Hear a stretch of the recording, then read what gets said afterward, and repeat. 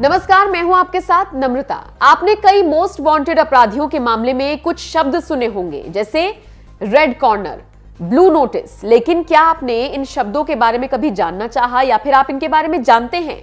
शायद आप नहीं जानते होंगे। रेड कॉर्नर नोटिस, सबसे पहले रेड कॉर्नर के बारे में जान लेते हैं। तो दोस्तों, इंटरपोल किसी भी अपराधी जो भारत में अपराध करके किसी दूसरे देश में चला गया है उसे खोजने के लिए जारी करती है। इसके जारी करने के बाद ऐसे अपराधी को दुनिया भर में खोजा जा सकता है जिसका प्रत्यर्पण या इसी तरह का कानूनी एक्शन पेंडिंग हो। रेड कॉर्नर के बाद ही उस अपराधी को तलाशने के बाद उसकी प्रोविजनल गिरफ्तारी संभव हो सकती है। यहां पर आपके लिए यह भी जानना जरूरी है कि इंटरपोल रेड कॉर्नर नोटिस केवल अपने देशों के आवेदनों पर ही जारी करता है। इस नोटिस में दो तरह की जानकारियां शामिल होती हैं। पहली, अपराधी की पहचान और हुलिये से जुड़ी, और जैसे कि नाम, फर्जी नाम, ज्ञात जन्मतिथि, बालों और आंखों का रंग इत्यादि।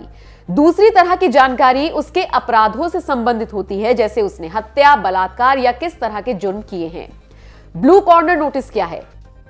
सीधा फर्क तो यही है कि रेड कॉर्नर इंटरपोल द्वारा अपराधी की खोज के लिए जारी किया जाने वाला नोटिस है, जबकि ब्लू कॉर्नर नोटिस के जरिए इंटरपोल किसी अपराधी के बारे में किसी दूसरे देश से जानकारी जुटाता है। यानी इंटरपोल अपने किसी सदस्य देश से किसी अपराधी की पहचान, लोकेशन या उसकी संदिग्ध गतिविधियों के बारे में जानकारियां मांगने के लिए ब्लू कॉर्नर नोटिस का सहारा लेता है। यह भी एक तरह से फरार और संदिग्ध अपराधियों के बारे में जांच पड़ताल या खोजबीन करने संबंधी नोटिस ही है। बड़ी बात यह है कि इंटरपोल का कोई भी सदस्य देश इस तरह के नोटिसों को इग्नोर नहीं कर सकता।